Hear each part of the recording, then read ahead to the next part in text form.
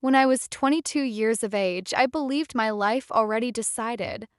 I would rise before dawn in our small stone cottage at the edge of Briar Wood, stir the embers back to flame, boil oats, mend what needed mending, and drive the sheep to the eastern meadow while mist still lay upon the grass. I would return by noon, milk the ewe with the lame hind leg, gather herbs, patch father's shirts, and hear him speak less each season than the one before. Then one winter or another he would die, for grief had made an old man of him before years ever managed it. And after that, I supposed, I would marry some neighboring farmer who wanted a practical wife with broad hands and no illusions. This was not bitterness, only arithmetic. My mother had died when I was 13, and silence moved into the house soon after. Father had once been a merry man, so the villagers said. I knew only the version of him shaped by absence, stooped, stern, and watchful. He loved me, I do not doubt it. But some people love as oaks do, solidly with shade and little speech. We lived where the moor gave way to trees.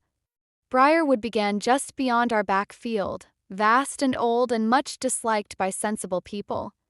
Trunks there grew thick and close as pillars. Moss hung from branches. In certain weather the forest seemed to breathe. There were stories, naturally. There are always stories where trees outnumber lamps. Children said lights wandered among the roots. Men claimed paths changed overnight. Women spoke of hearing voices call their names after dusk. Father forbade me from entering the wood after sunset and refused explanation. It keeps what it takes, was all he ever said. I laughed at such things then. I do not laugh now. First howl came in November. I had just banked the fire when it rose through the night like something torn from the earth itself, low at first, then climbing into a sound so full of hunger and sorrow that every hair upon my arms lifted. The sheep in the byre panicked at once. Father was on his feet before I could breathe. Bar the shutters. Was it a wolf?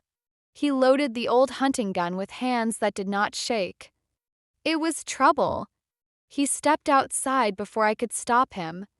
I barred the shutters as told, and stood listening with my heart knocking painfully in my chest. Wind moved through the hedges. The sheep battered the stalls. Then from the edge of the wood came another cry, nearer.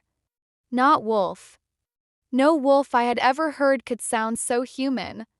Father returned after an hour with mud to his knees and frost on his beard. Well, I asked. Tracks?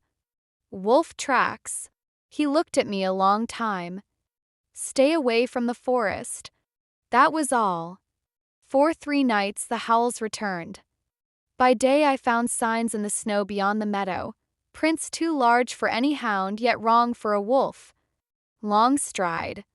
Deep claw marks in bark 6 feet above the ground.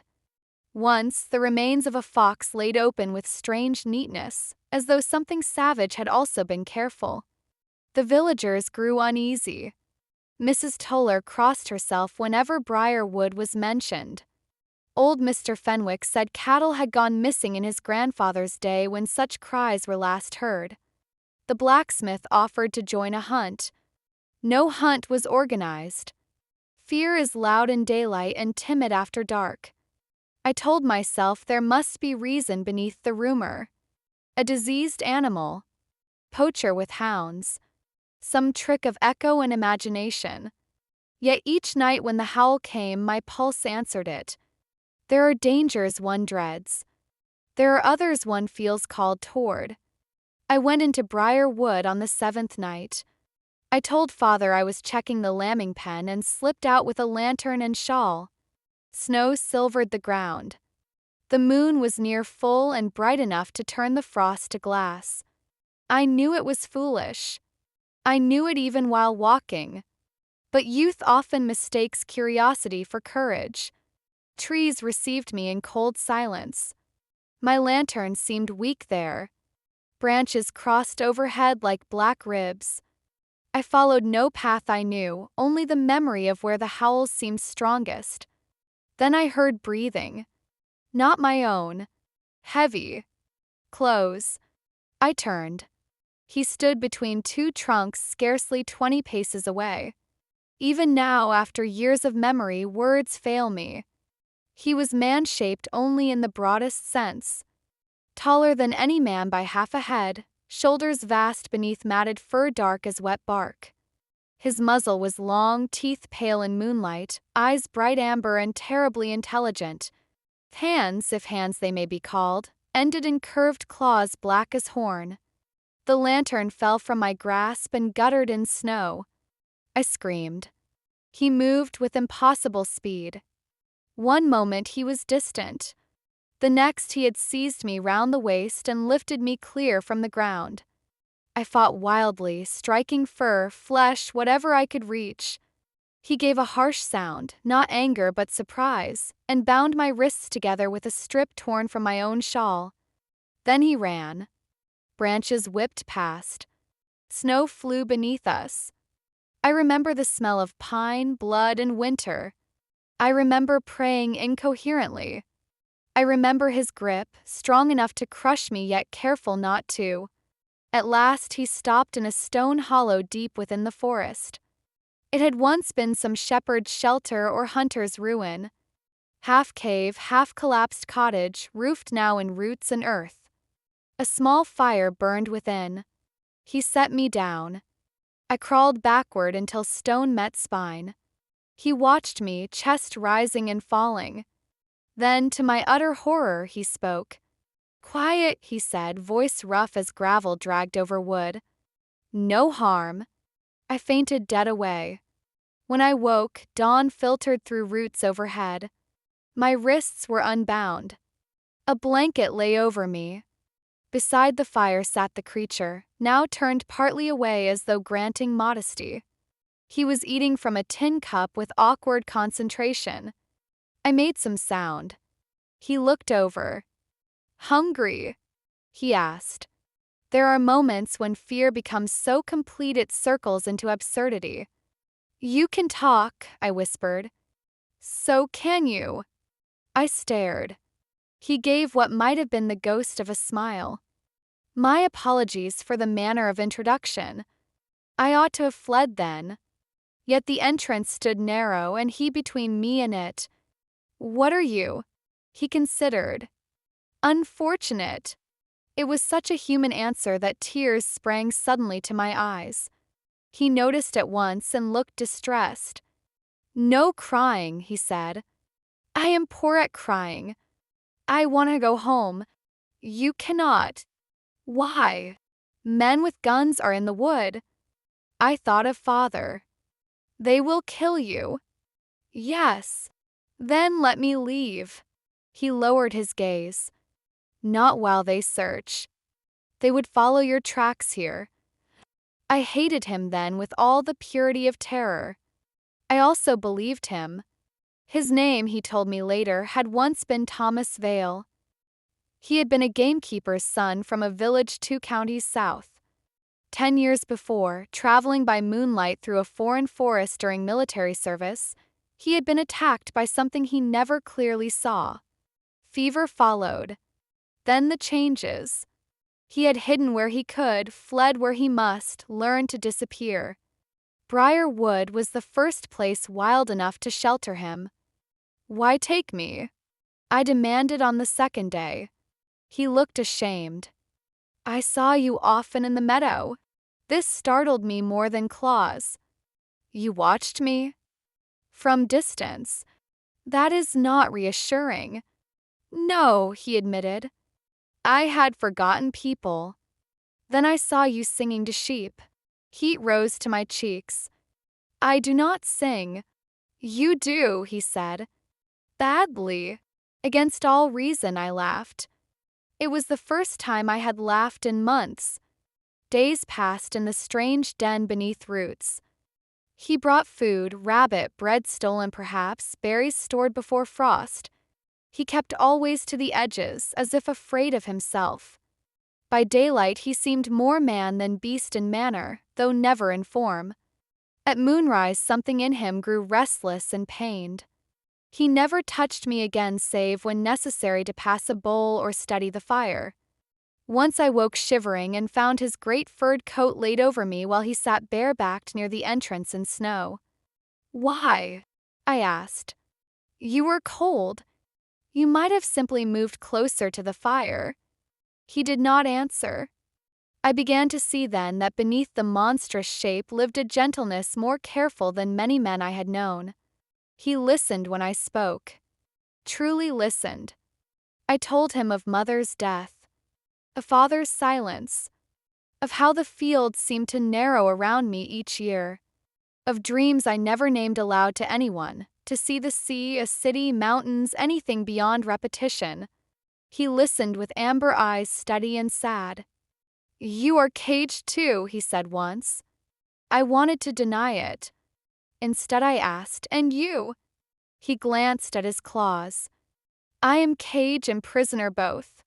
On the fourth night snow fell heavily. Wind sealed the entrance in white drifts. The den glowed warm with firelight. Thomas sat sharpening a knife he scarcely needed. "Do you remember being human?" I asked. "Some days." "And on others?" "I remember hunger, scent, rage at nothing, the moon like a command. Do you wish to be cured?" He was quiet a long while. "I wish not to frighten you when you look at me." Something in my chest ached. "You frighten me less now." He set down the knife. "Eliza," he said softly, speaking my name for the first time, "that is either progress or madness." I crossed the space between us before courage failed. His fur was warm beneath my hand. He closed his eyes as though touch itself were pain. Then he bent his great head carefully and rested his brow against mine. No sermon had prepared me for tenderness arriving in such a form. When he kissed me, it was uncertain at first, almost reverent. I answered with a certainty that startled us both. What passed between us that night belonged not to beastliness but to longing long denied. There was awkwardness, wonder, trembling laughter, moments of fear dissolved by trust. I felt no revulsion, only the strange and profound recognition of being wanted wholly, not for usefulness or habit, but as one soul calls to another through impossible walls. The storm raged outside. Within, I forgot every rule by which I had measured life. By morning the weather had cleared. So had his expression. "You must go home," Thomas said. "No. They will still search. Then let them." "Eliza." "I mean it." He turned away sharply. "You love a story," he said. "A lonely girl and a cursed man in the wood. I love you." The words stood between us, wild and undeniable. His shoulders trembled once. Then he said very quietly, "That is why you must leave." We walked at dusk. He kept to the tree line while guiding me by hidden paths toward the meadow. Snow gleamed blue beneath the rising moon. Our cottage lamp burned in the distance like a star set low. My throat hurt with unshed tears. "Come with me," I whispered.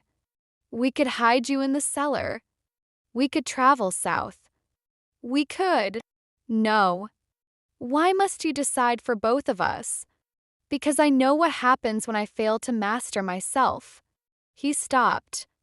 "If one night I harmed you, I would beg death and deserve delay." I could not answer.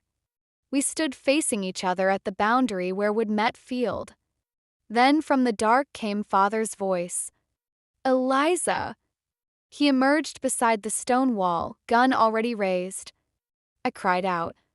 Thomas stepped backward instantly, not toward attack but retreat. Father fired. The sound shattered the night. Thomas staggered.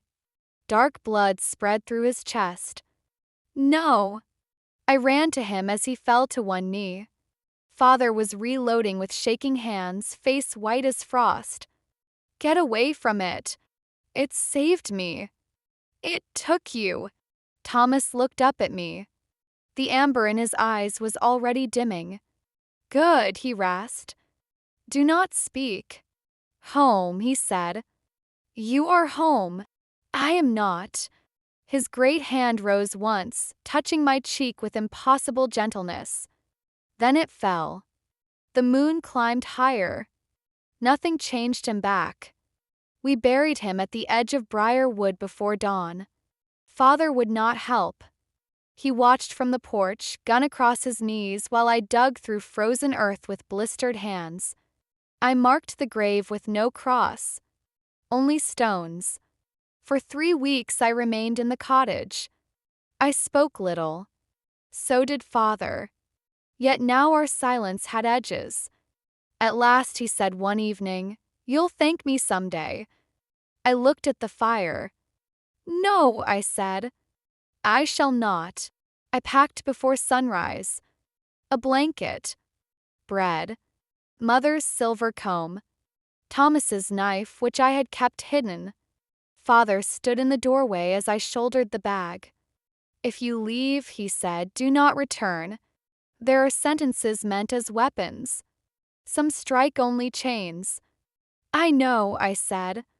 Then I walked into Briar Wood. I built a life there slowly. First in the old den beneath roots. Later in a cottage of my own where sunlight reached a clearing and deer came unafraid. I learned herbs, trapping, weather, the language of tracks. Villagers called me witch when they needed fear and healer when they needed medicine. Both suited me well enough. I never married. I never regretted it. Sometimes on winter nights, when the moon stands white above the trees and snow hushes the world, I hear a howl carried far through branches. Not sorrowful now, only free. Then I step outside barefoot into the cold and listen until dawn.